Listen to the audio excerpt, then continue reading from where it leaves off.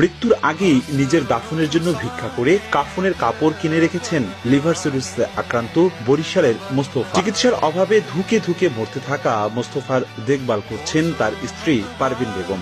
আর স্বামীর এই অন্তিম সময়ে ভালোবাসার এক অনন্য দৃষ্টান্ত স্থাপন করেছেন স্ত্রী। একমাত্র কর্মক্ষম স্বামী দীর্ঘদিন যাবৎ অসুস্থ থাকায় ভিক্ষে করে স্বামীর খাবার ও চিকিৎসার ব্যবস্থা করছেন তিনি। স্বামীকে বাঁচাতে এখন নিজের একটি কিডনিও বিক্রি করতে চাইছেন পারভিন। সে তো ঘুমায় না, আমিও ঘুমাইতে পারি না, এমন অস্থির হয়ে যায়, অনেক ব্যথা। নিজে বঠিল হয়, নিজে সিনা ঘুমাইতে দিলে আমি ধরে রাখতে পারি না। আমার ডিসিশন যে আমি একটা কিডনি বিক্রি করবো, আমার স্বামী যেন একটু সুস্থ থাকতে পারে যতদিন আল্লাহ হায়াত রাখে।